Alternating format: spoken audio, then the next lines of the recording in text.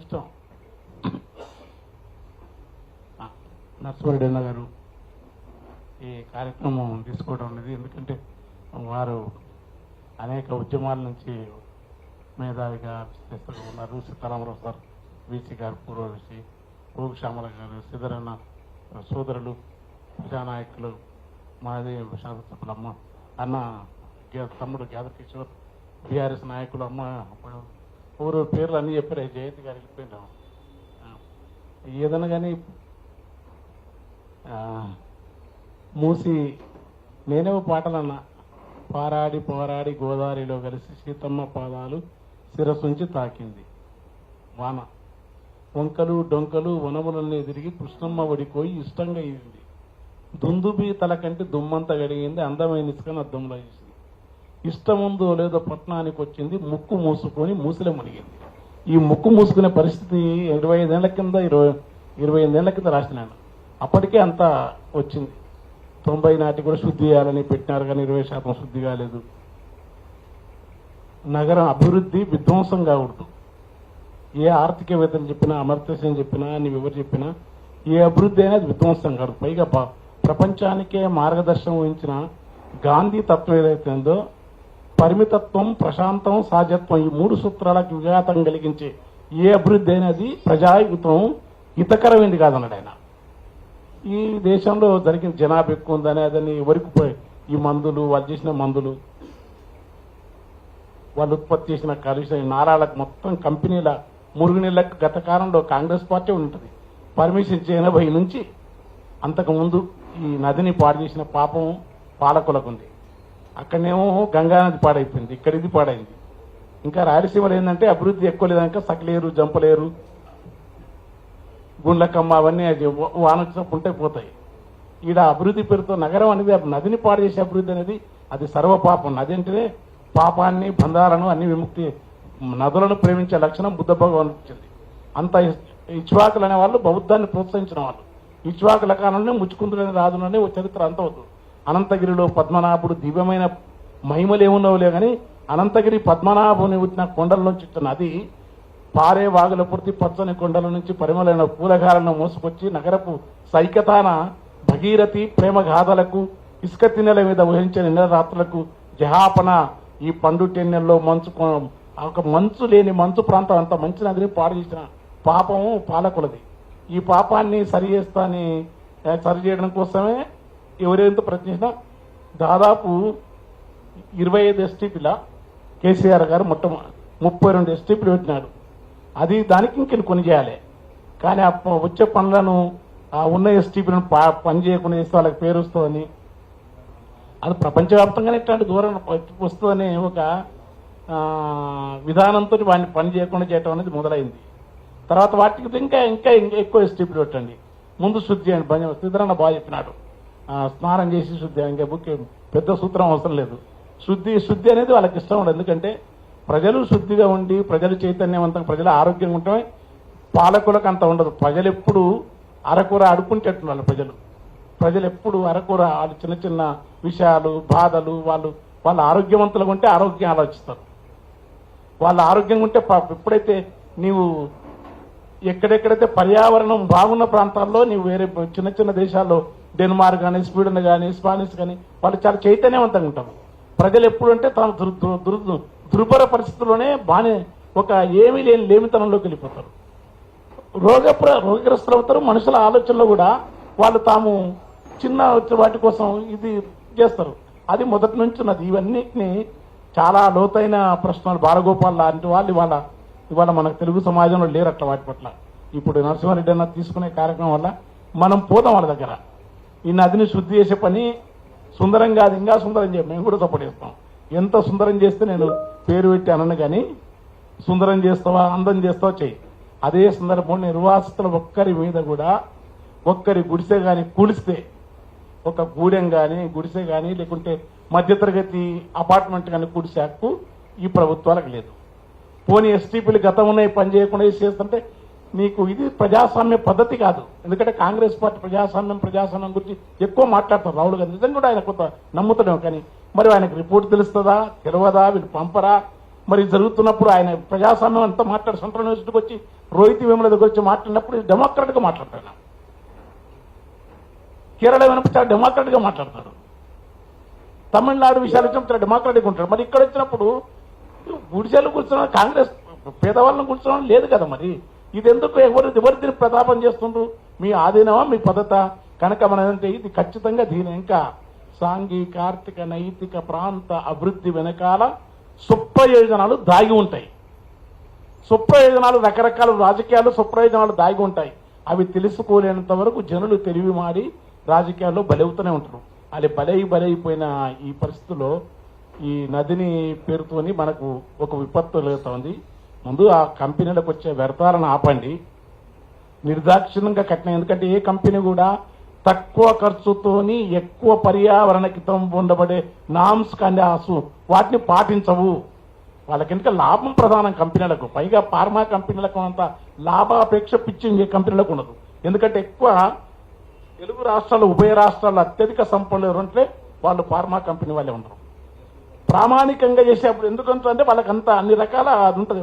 ఈ ఫార్మా కంపెనీలు ఎవరు పెట్టినా సరే, ఏ పార్టీ వాళ్ళకి దగ్గర ఉన్న సరే, కనుక ఈ పార్టీ ఫార్మా కంపెనీలు వదిలే నాలాలకు వచ్చే ఆ కలుషితాన్ని ఆపే పెద్ద ఉద్యమం జరగాలి బయటకొచ్చి.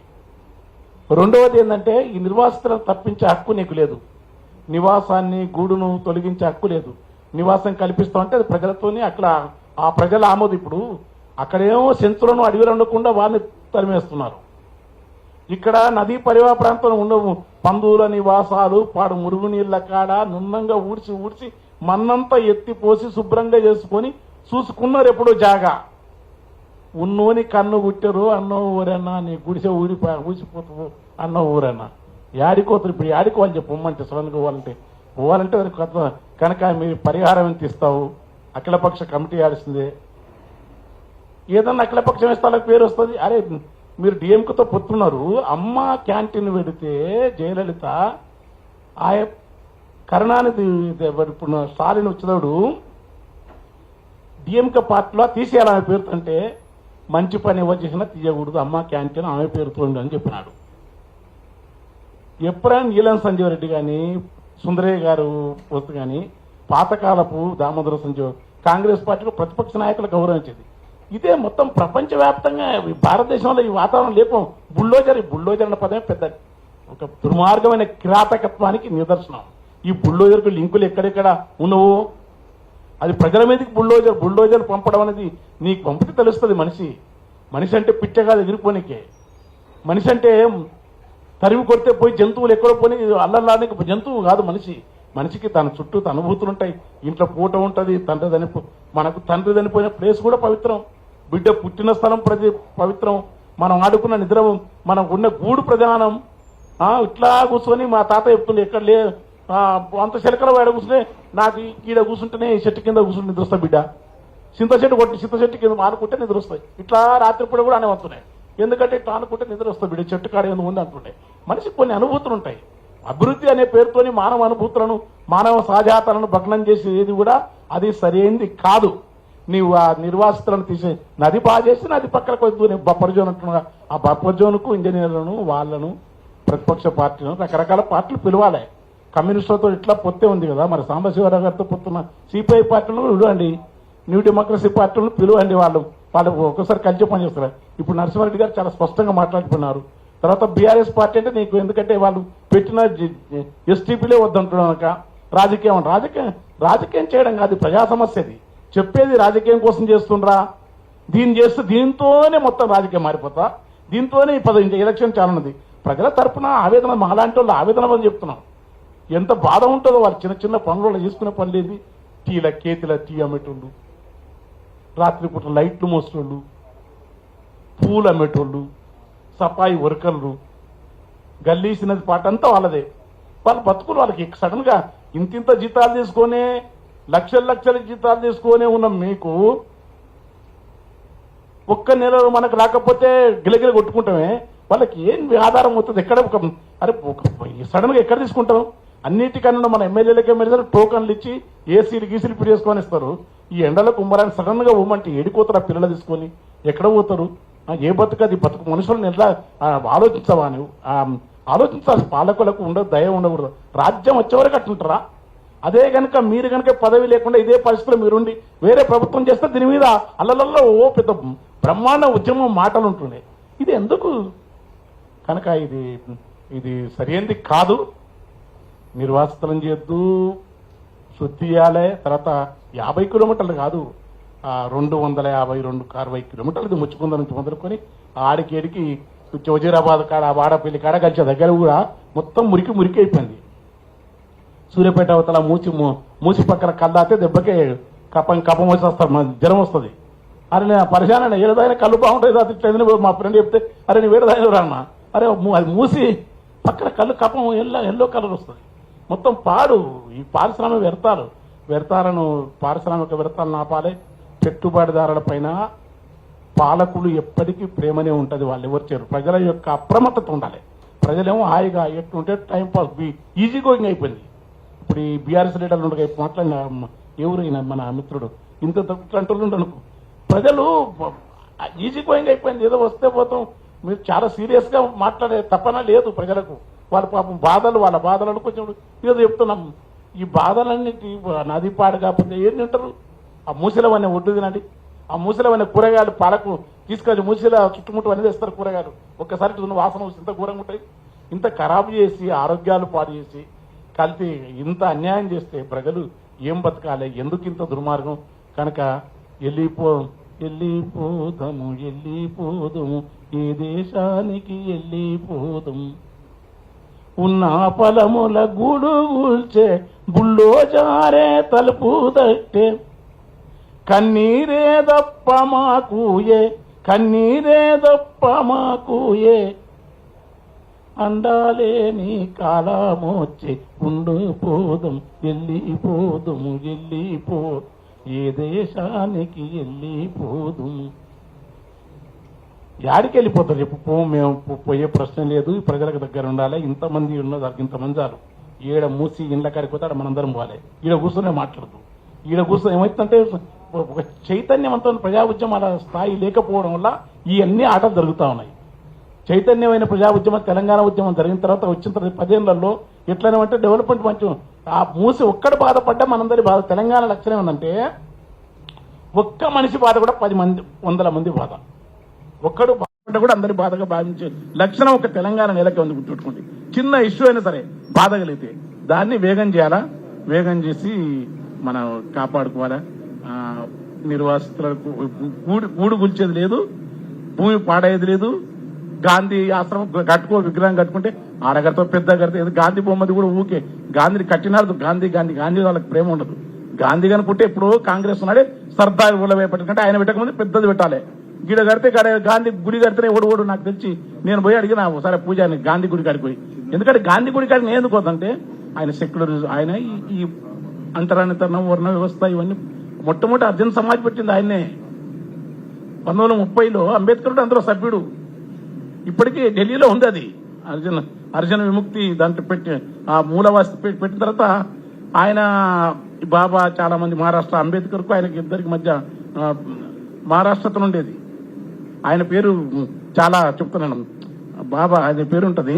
వాళ్ళు అంటే గాంధీ నేను కూడా అవన్నీ ఆదికొచ్చి గాంధీ పాపం జగజీవన్ రాము లాంటి వాళ్ళు ఉప ప్రధాని వరకు ఎదగనే కానీ గాంధేయవాది ఉండే. మా తన మహేంద్రనాథ్ గారు ఉండ్రి, ఆయన గాంధేయవాది ఉండి అంబేద్కర్ ఎట్లా చేసినాడు అంతకంటే అదే రకంగా చేసినాడు. మాకు ఇదేంటి సర్వోదయ వాళ్ళు అయితే గాంధీ గుడికి అయిపోయి అడిగినా ఎవరైనా వచ్చింది హాయి కాంగ్రెస్ వాళ్ళు కర్ణాటక మంత్రి రాలే ఎవరు చెప్పి గుడికి ఊకే గాంధీ గుడి కడితేనే మీరు పోలేదు. గాంధీ మీద మీకు అంత ప్రేమ ఉంటే గాంధీ ఆలోచిస్తున్న పరిమితత్వం, ప్రశాంతం, సహజత్వం, గ్రామీణ వాతావరణం, ప్రకృతి, పర్యావరణం కావాలనే ప్రపంచవ్యాప్త ఉద్యమాలకు గాంధీ స్ఫూర్తి గుర్తుపెట్టుకోండి. అనేక ఉద్యమాలకు నెల్సన్ మండేలా కానీ, మార్టిన్ లూథర్ కింగ్ కానీ, పర్యావరణ ఉద్యమాలకు కానీ గాంధీని చాలా టాలస్టాయ్ కానీ, హెన్రీ డేవిడ్ థోరో లాంటి వాళ్ళు కూడా చిన్న గుడ్స్ అడవిలో ఏమీ లేకుండా బతికిన అమెరికన్ రచయిత కూడా గాంధీకి ఆయనకి ఇద్దరి మధ్యలో ఏ మేరకు చాలా మంది స్ఫూర్తి గాంధీ. ఆయన నుంచి ఈయన స్ఫూర్తి పొందిన ఆయన అది వేరు సమస్య. కనుక అలాంటి గాంధీని విగ్రహం పెడితే పెట్టు, నేను గాంధీ విగ్రహం మనం వద్దనవద్దు, పెడతావు ఏడ పెడతావు, ఎట్లా పెడతావు, ఇళ్ళ కూర్చోకుండా పెట్టు, ఎంత పెద్ద పెడితే పెట్టు. గాంధీని పెడితే గాంధీ ఒకసారి ప్రయోజనం అంటే ఒకటి పెడతారు, ఒంటరి చేస్తారు. గాంధీ వద్దంటాం చేస్తారు. మనం గాంధీని ఎందుకు వద్దంటాం? గాంధీని బాజాప్తా పెట్టు. గాంధీని పెట్టడానికి మేము వ్యతిరేకం కాదు, కానీ ఎక్కడ పెడతావు? నది మధ్యలోనే పెట్టాలా? తావులే మంచి హాయిగా ఆక్రమించుకున్నాడు విధంగా పెట్టుబడిదారులు బాగా ఉన్నారు కదా, వాళ్ళందరూ ఈ ఇండ్లు తీసిపరిచి వాళ్ళ అనేక ఉన్నాయి. పెద్దది పెట్టు, పెద్ద గుండలు ఆక్రమించుకున్నాడుగా వాళ్ళ దగ్గర రాసేసి గాంధీ విగ్రహం పెట్టి అక్కడ మొత్తం అద్భుతంగా చేసి ఈ నది పక్కనే పెట్టాలి. గాంధీ ఏం చేసిండు? నది పక్కన గుడి కట్టు, గుళ్ళు ఎవడో గుడి ఉంటే తవ్వరు, మంచి మంచి గుట్టలు తవ్వుతారు, ఆ గుట్టకాడ గుడి కట్టే ఎవడదు గుట్ట, ఇక్కడ గుడి కట్టే ఎవడదు మొత్తంతో ఇప్పటి ఉన్న గుట్టలు గుట్టలు గుట్టలు గుట్టలు భూములు పరిశానం, ఎన్ని గుళ్ళు కడితే అన్ని గుళ్ళు కట్టండి, గుట్ట మీద కట్టండి. ఎందుకంటే గుట్టలు కట్టవు, కానీ గుళ్ళ పేరుతోని, పూజల పేరుతోని, చర్చిల పేరుతోని, వీటి పేరుతోని ప్రజా నినాదం ఒకటి ఉంటుంది, దాని ఇంకా ప్రయోజనం ఒకటి ఉంటుంది. వాటి లోతుల్లోకి ఆ ప్రయోజనానికి కారణం ఏంటి? నడిపే పార్టీ, సొంత ప్రయోజనాల, రాజకీయాల, అవన్నీ చాలా లోతైన ప్రశ్నలు ఏం కాదు. ప్రజలందరూ తెలివైన వాళ్ళే కనుక వెంటనే ఈ ప్రయత్నం ఆపి శుద్ధి అయి మీరు మా ప్రాణాలు మమ్మల్ని ఉండేయండి. వ్యాపారాలకు ఎవరికి అఖిలపక్ష మీటింగ్ మొట్టమొదటి వేయండి. బుల్డోజర్ను మాత్రం అనుమతించవద్దు. అట్లా బుల్డోజర్ వస్తే ఇక్కడ ఉన్న రచయితల కాదు నరసింహారెడ్డి అనకనే అందరూ పోయి ముందు ఆ బుల్డోజర్ నాపనికి సిద్ధంగా అండి. Thank you.